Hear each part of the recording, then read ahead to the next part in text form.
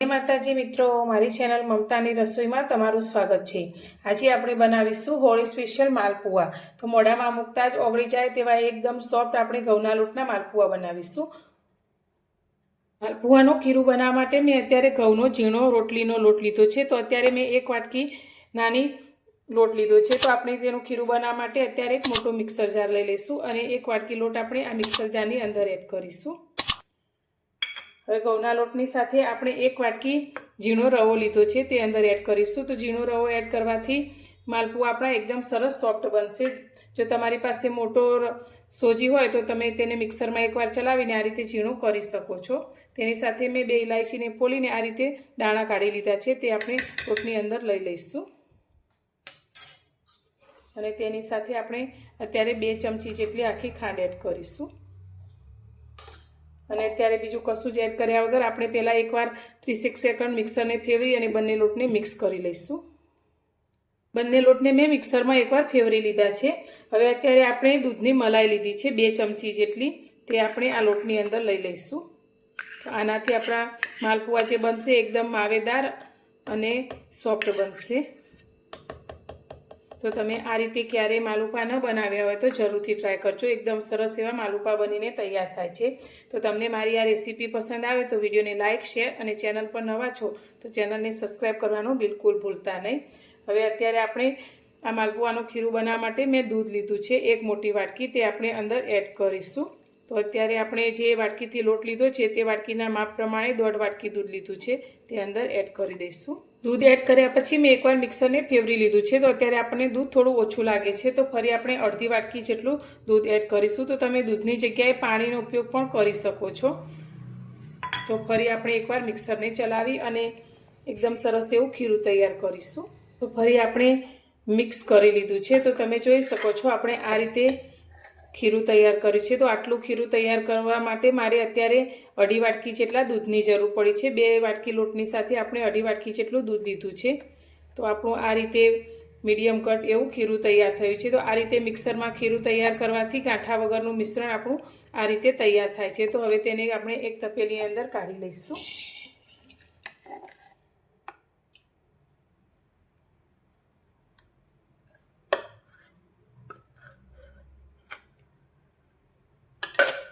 બનાવેલું ખીરું આપણે તપેલીની અંદર લઈ લીધું છે। તો અત્યારે આપણે આ ખીરાને આ રીતે થોડું પાતળું કર્યું છે। આપણે ઘઉંના લોટની સાથે થોડો સોજી એડ કરેલો છે, તો સોજી આપણો દૂધની સાથે સારી રીતે ફૂલી જશે અને આપણું આ બનાવેલું ખીરું થોડું ઘટ થશે। તો હવે આપણે આ બનાવેલા ખીરાને 10 મિનિટ માટે રેસ્ટ આપીશું।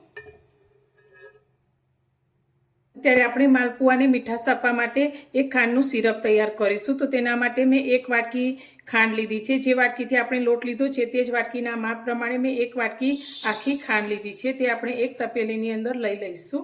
તો ખાંડ આપણે 2 ચમચી જેટલી ખીરું બનાવતી વખતે પણ એડ કરેલી। હવે જે વાટકીથી ખાંડ લીધી છે તે જ વાટકીના માપ પ્રમાણે અત્યારે આપણે 1.5 વાટકી જેટલું પાણી લઈશું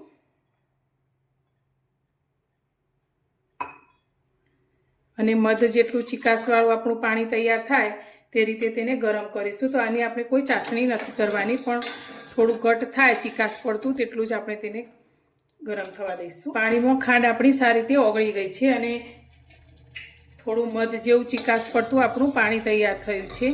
તો આ રીતે આપણે આંગળીથી જોઈએ તો થોડું ચીકાશ પડતું તૈયાર થયું છે। તો આપણે ગેસની ફ્લેમ અત્યારે બંધ કરી દઈશું અને આ પાણીને ઢાંકી અને આપણે સાઈડમાં મૂકીશું। માલપુઆને તળવા માટે મેં અત્યારે ગેસ પર એક પેન રાખ્યું છે। તો તેની અંદર આપણે 1 વાટકી જેટલું ઘી લઈશું। તો તમે ઘીની જગ્યાએ તેલમાં પણ આ માલપુઆ બનાવી શકો છો, પણ ઘીમાં બનાવવાથી માલપુઆનો ટેસ્ટ ખૂબ જ સારો આવે છે। હવે ઘીને આપણે સારી રીતે ગરમ થવા દઈશું। ઘી આપણું મીડિયમ ગરમ એવું થઈ ગયું છે। તો હવે આપણે ગેસની ફ્લેમને આપણે મીડિયમ જ રાખીશું અને બનાવેલા ખીરામાંથી માલપુઆ તૈયાર કરીશું। તો અત્યારે આપણે નાની નાની સાઈઝના માલપુઆ તૈયાર કરીશું। તો આ રીતે આપણે અડધો ચમચા જેટલું ખીરું પેનની અંદર લઈશું। તો તમારે આ રીતે પેનની અંદર માલપુઆ ન બનાવવા હોય તો તમે બીજી પણ એક રીત આગળ હું તમને બતાવીશ, તે રીતે પણ તમે બનાવી શકો છો। તો હવે આપણે એક સાઈડથી માલપુઆને થવા દઈશું। તો આ રીતે ચમચીથી ઘી ઉપર આપણે રેડીશું। તમે જોઈ શકો છો એકદમ સરસ રીતે એવા આપણા માલપુઆ ફૂલવા લાગ્યા છે અને આ રીતે તે ઘી ઉપર તરવા લાગ્યા છે. તો એક સાઈડથી તળાઈ જાય એટલે આપણે તેની બીજી સાઈડ ફેરવી લઈશું. બંને સાઈડથી આપણા માલપુઆ તળાઈ ગયા છે. તો હવે તેને આપણે આ રીતે એક જારાની અંદર લઈ લઈશું અને તેમાંથી એક્સ્ટ્રા ઘી બધું આ રીતે કાઢી લઈશું. તો ચાસણી અત્યારે આપણી થોડી ગરમ જ છે, તો બનાવેલા માલપુઆને આ રીતે ચાસણીની અંદર લઈ લઈશું અને આ જ રીતે આપણે બીજા માલપુઆ તૈયાર કરીએ ત્યાં સુધી તેને આપણે આ રીતે ચાસણીની અંદર રાખીશું. તો એકદમ સરસ સોફ્ટ આપણા માલપુઆ તૈયાર થશે. તમારે નોનસ્ટિક પેનનો ઉપયોગ ના કરવો હોય તો તમે આ રીતે રોટલી કરવાની જે તવી હોય તે પણ લઈ શકો છો. તો તેની અંદર આપણે એક થોડુંક જ ઘી અંદર લઈશું, અત્યારે 2 થી 3 ટીમ્પા જેટલું, અને તેને આ રીતે તવી ઉપર લગાવી લઈશું. હવે ગેસની ફ્લેમ આપણે મીડિયમ કરી દઈશું અને જે ખીરું તૈયાર કર્યું છે તેમાંથી 1 ચમચો ખીરું લઈ અને આ રીતે તવીની અંદર પાથરીશું.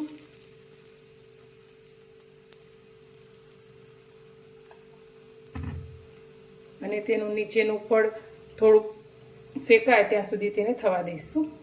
નીચેની સાઈડથી માલપુઓ આપણું શેકાઈ ગયું છે, તો તેની આપણે બીજી સાઈડ ફેરવી લઈશું અને તેમાં આપણે 2 થી 3 ટીપા ઘી આ રીતે લગાવી અને તેને શેકાવા દઈશું. તો તમે આ રીતે પણ બનાવી શકો છો અને આ રીતે બનાવ્યા પછી તેને બનાવેલી ચાસણીની અંદર લઈ અને સારી રીતે સોફ્ટ થાય ત્યાં સુધી રાખીને તૈયાર કરી શકો છો. આ રીતે બનાવેલો માલપુઓ પણ આપણો બંને બાજુથી સારી રીતે શેકાઈ ગયો છે. તો હવે તેને પણ આપણે ચાસણીની અંદર લઈ લઈશું અને આ જ રીતે આપણે બીજા માલપુઆ તૈયાર કરીશું. તો આપણા માલપુઆ બનીને તૈયાર છે. તો ખાવામાં એકદમ સરસ સોફ્ટ એવા તૈયાર થયા છે. તો તેને આપણે પિસ્તાની કતરણથી આ રીતે ગાર્નિશિંગ કરીશું. તો તમે પણ એકવાર હોળી પર આ રીતે માલપુઆ ચોક્કસ બનાવજો, બધાને ખૂબ જ પસંદ આવશે. તો હું તમને તોડીને પણ બતાવું કે આપણા માલપુઆ કેટલા સોફ્ટ બન્યા છે. તો આ રીતે લઈને તમે જોઈ શકો છો, આપણે જોઈએ તો એકદમ સરસ સોફ્ટ, મોઢામાં મૂકતા જ ઓગળી જાય તેવા આપણા માલપુઆ બનીને તૈયાર છે. તો આજે આપણે આ માલપુઆને મેં તવીમાં બનાવેલા, તો તમે તવીમાં અથવા તો નોનસ્ટિક પેનમાં પણ આ રીતે બનાવી શકો છો. તો ખૂબ જ સરસ સોફ્ટ એવા આપણા માલપુઆ બનીને તૈયાર છે. તો તમને મારી આ રેસીપી કેવી લાગી? જો પસંદ આવી હોય તો વિડીયોને લાઇક કરજો, શેર કરજો અને મારી ચેનલ પર નવા છો તો ચેનલને સબસ્ક્રાઈબ કરવાનું બિલકુલ ભૂલતા નહીં. તો ફરી મળીશું એક નવી જ રેસીપી સાથે નવા વિડીયોમાં.